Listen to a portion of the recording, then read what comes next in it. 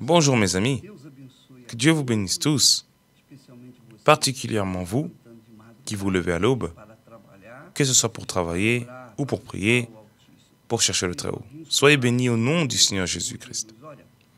Voyez, j'ai ici un message de mon Père pour vous. J'ai ici un message de mon Père pour vous. Un message de mon Père pour vous. Telle est la parole que Dieu, que le Saint-Esprit nous a donnée à partager avec vous. C'est la confiance.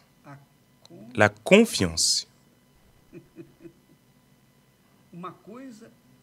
C'est une chose d'avoir la foi pour posséder des bénédictions. C'est une autre chose de confier pour maintenir la possession des bénédictions. Ce sont deux choses différentes. Voyez seulement.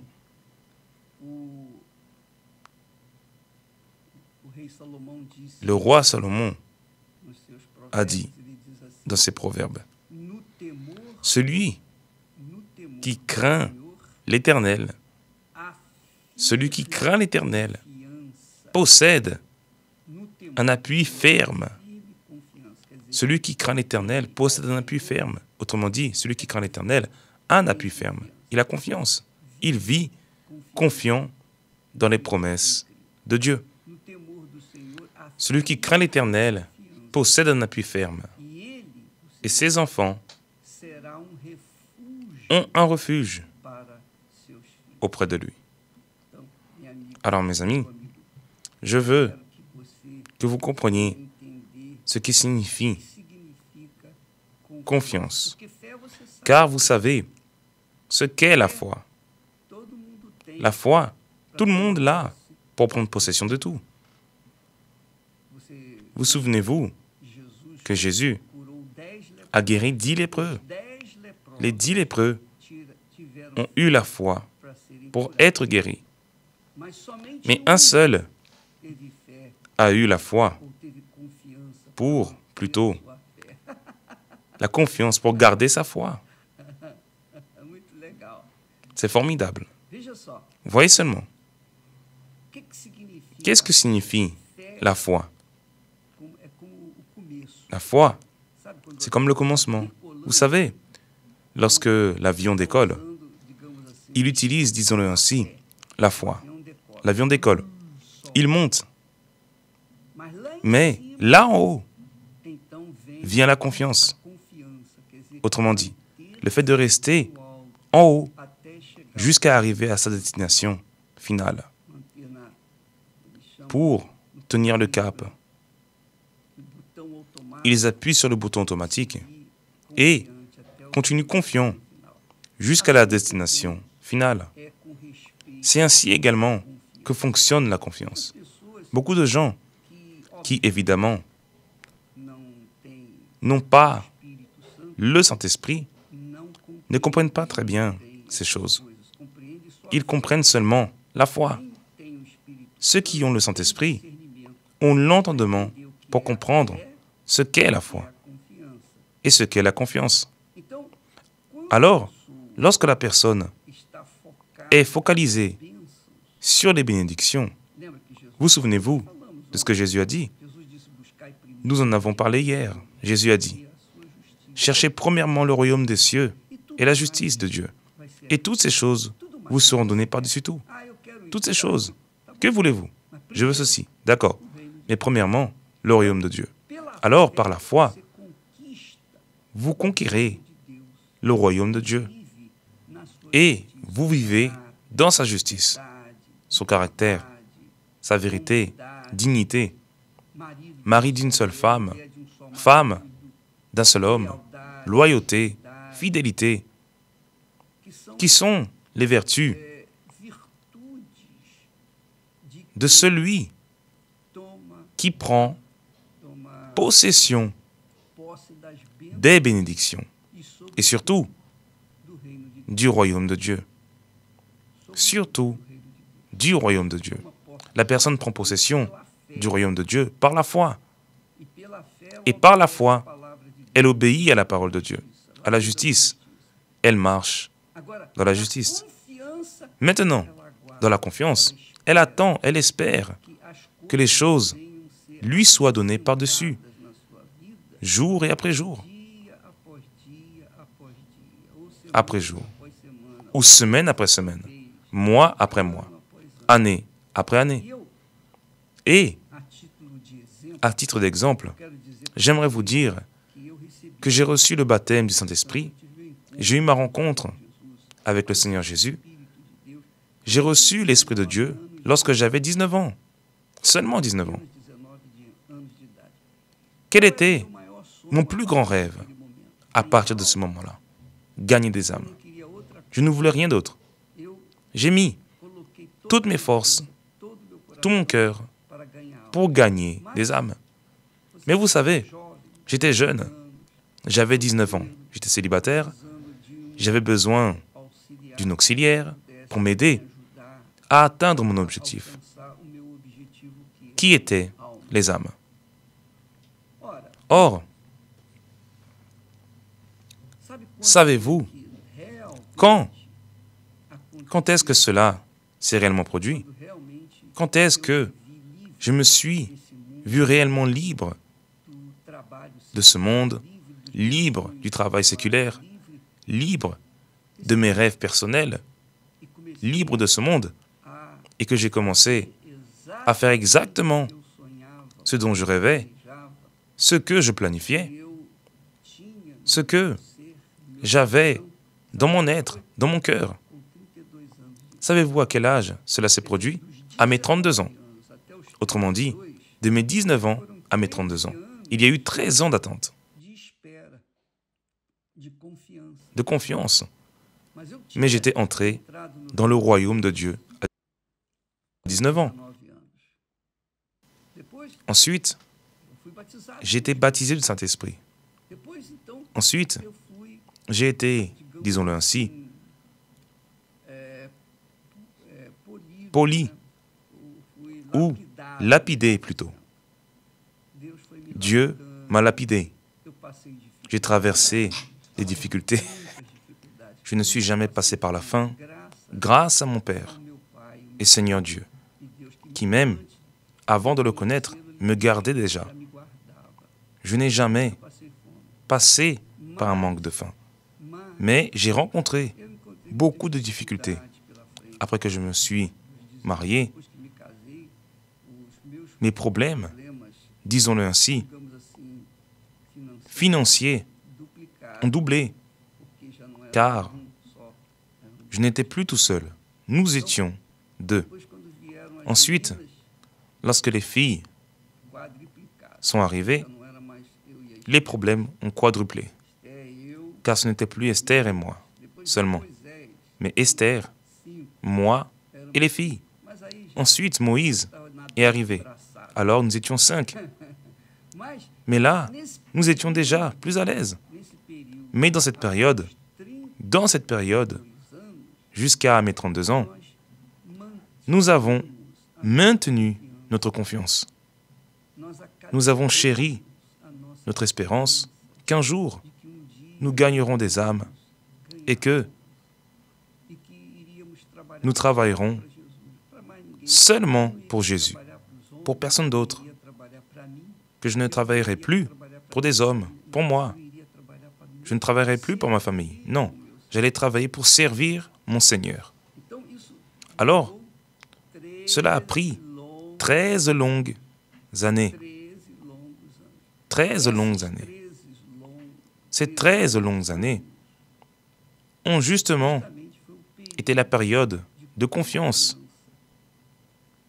Car dans l'Église où j'ai commencé, je n'avais pas, disons-le ainsi, cette foi que nous avons aujourd'hui, que nous connaissons, cette foi agressive, cette foi de sacrifice total, cette foi de chercher et prendre possession de ce qui est promis.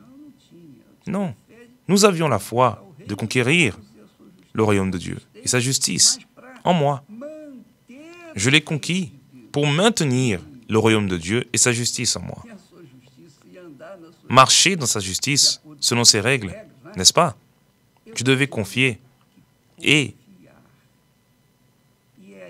c'est sur cela que Salomon, dirigé par le Saint-Esprit, écrit et dit, « Celui qui craint l'Éternel, fuit du péché. Celui qui craint Dieu ne s'empresse pas. Celui qui craint Dieu n'est pas imprudent. Celui qui craint Dieu n'est pas anxieux. Celui qui craint l'Éternel possède un appui ferme. Celui qui craint l'Éternel possède un appui ferme. Et cet appui ferme, confiance, mes amis, est extrêmement important pour que nous maintenions notre foi. Car conquérir, ce n'est pas difficile. Vous voyez que les pécheurs conquièrent. Les pécheurs conquièrent facilement leur succès. Les voleurs conquièrent facilement ce qui est aux autres. Car c'est facile pour lui de voler. Alors, il en prend possession. Mais vous allez voir le reste de la vie du voleur. Vous allez voir le reste de la vie du marginal. Vous allez voir le reste de la vie des corrompus. Vous allez voir dans leur mort, lorsqu'ils seront proches de la mort, ils vont souffrir amèrement, car ils vont affronter l'au-delà, le monde des morts. Comme il le disait en Égypte, le monde des morts, ne sachant pas ce qui les attendait, ce qui les attend. Alors celui qui ne vit pas dans la crainte de l'Éternel ne sait pas. Il ne sait pas ce qui l'attend après la mort. Il n'en a aucune attente ou espérance. Mais celui qui craint l'Éternel possède un appui ferme. Et la confiance est ainsi, mes amis. Vous avez fait votre travail. Vous, par exemple, qui êtes là à l'aube. Ici, il est 7h10. Là, au Brésil, il est 3h10 du matin. Alors, vous priez à l'aube. Vous pleurez. Vous sacrifiez votre volonté, votre sommeil. Car, comme le sommeil est précieux, le sommeil est comme un merveilleux plat de nourriture. Voilà. Et le fait d'avoir interrompu votre sommeil pour chercher l'Éternel, c'est un sacrifice. Mais pourquoi êtes-vous en train de sacrifier? Parce que vous avez la foi. Vous avez la foi. Sauf que cela arrive à beaucoup. À beaucoup. Beaucoup conquièrent.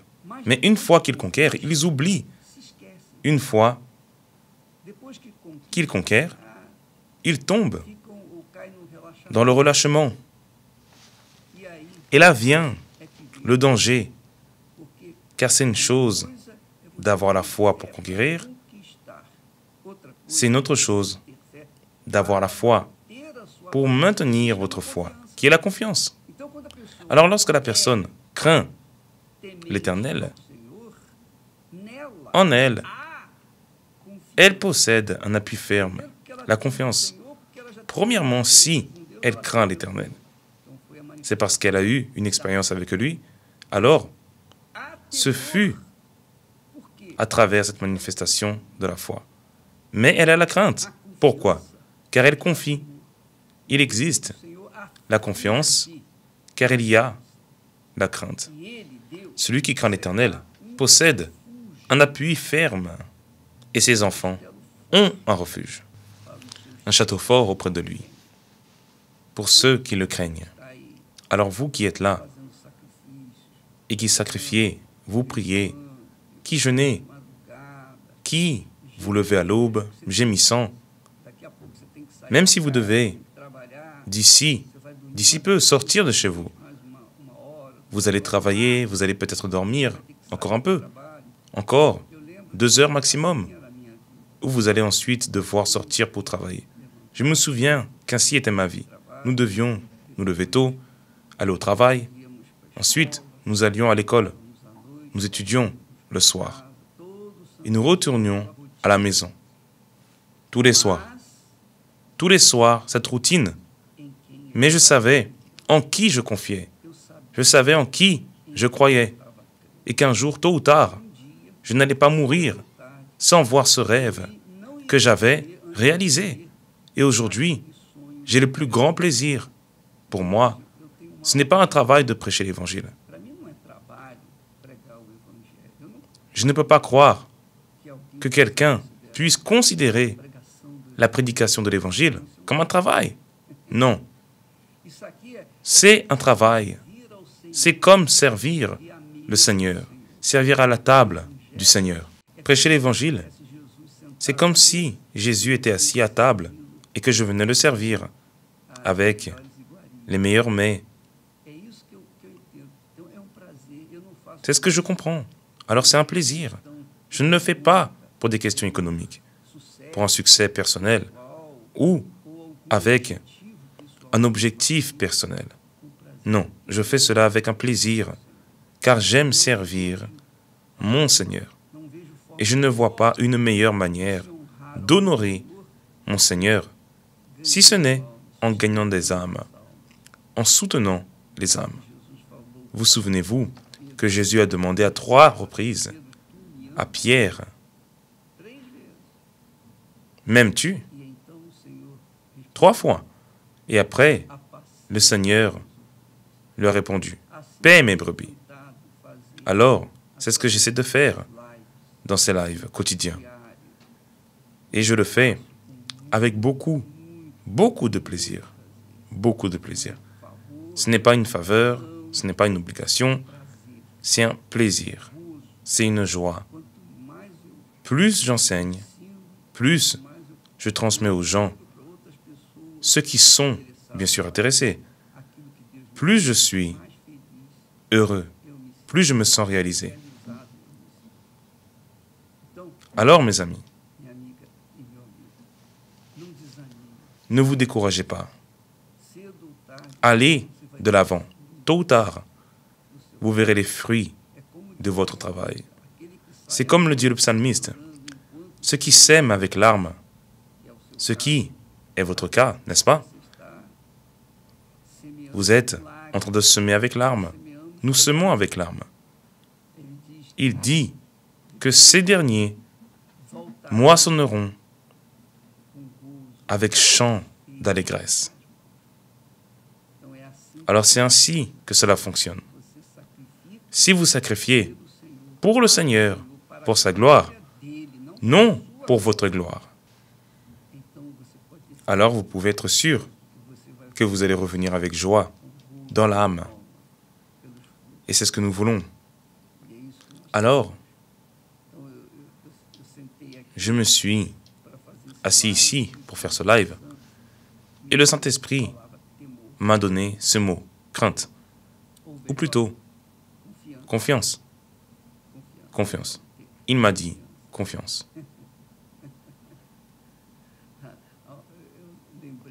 Je me suis souvenu d'une petite chanson, un cantique que nous chantions avant et qui dit « La victoire, Dieu me donnera, je le sais, la victoire, Dieu me donnera, je le sais, si je marche dans sa lumière, que je ne confie qu'en Jésus, la victoire, Dieu me donnera, je le sais. » Vous qui faites partie de la maison depuis longtemps, vous vous souvenez de ce cantique.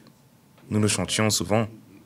Et telle est la victoire en Dieu, la confiance. C'est une chose d'avoir la foi pour être guéri, c'est une autre chose d'avoir la foi pour garder cette guérison, qui signifie la confiance. C'est une chose d'avoir la foi, c'en est une autre de confier. Et c'est ce qui est difficile. C'est le plus difficile de confier que d'avoir la foi. Car la foi, tout le monde l'a, et rapidement. Les gens reçoivent des bénédictions, réalisent leurs rêves, etc. Mais beaucoup finissent par tout perdre, car ils ont méprisé l'appui ferme, la confiance. En méprisant l'appui ferme, la confiance, ils ont méprisé la crainte envers Dieu. Et ils perdent tout également. Et retournent à la poubelle, telle est la réalité. Alors mes amis, si vous êtes cette personne qui persévère, et voyez que Dieu est si bon, si merveilleux, qu'il ne nous donne pas ce que nous voulons. Il nous donne ce dont nous avons besoin. De nombreuses fois, j'ai demandé, « Oh mon Dieu, j'aurais pu commencer à prêcher l'évangile à 19 ans. Le Seigneur m'avait déjà préparé. Pourquoi j'ai dû attendre 13 ans? » Mais je n'avais pas la maturité spirituelle. Je n'avais pas la structure spirituelle. Je n'avais pas la connaissance spirituelle. Je n'avais pas le discernement spirituel. Alors Dieu ne nous donne pas ce que nous voulons lorsque nous le voulons. Non, il nous donne ce dont nous avons besoin. C'est ainsi qu'il travaille. Vous aussi, vous ne donnez pas à votre enfant ce qu'il demande. Vous lui donnez ce dont il a besoin. N'est-ce pas ainsi? Et même ainsi, il trébuche. Alors, lorsque nous prenons possession des bénédictions par la foi, c'est merveilleux. C'est simple. C'est facile. Jésus dit, « Crois-tu que je puisse le faire ?» Je le crois, alors sois guéri. Vous croyez? Oui. Alors recevez la bénédiction. C'est facile. Ce qui est difficile, c'est maintenir cette foi. Maintenir cette confiance. Ce qui ne s'est pas passé avec les 9 lépreux. Car ils ont été guéris. Ils ont eu la foi, mais ils ont tourné le dos et sont partis s'occuper de leur vie. Mais il y en a un qui est revenu pour remercier le Seigneur Jésus. Ce dernier a eu la foi pour maintenir sa foi. Autrement dit, il a eu la confiance pour rester sur le chemin du Très-Haut. C'est pourquoi Jésus lui a répondu, « Va, ta foi t'a sauvé. » Il n'a pas dit, « Ta foi t'a guéri. » Non. Il a dit, « Va, ta foi t'a sauvé. » Alors c'est une chose d'avoir la foi pour posséder les bénédictions, les promesses de Dieu. C'en est une autre d'avoir la foi pour rester dans la foi jusqu'à ce que le Seigneur vienne vous contempler avec les bénédictions éternelles. Que Dieu vous bénisse tous au nom du Seigneur Jésus. Et à demain.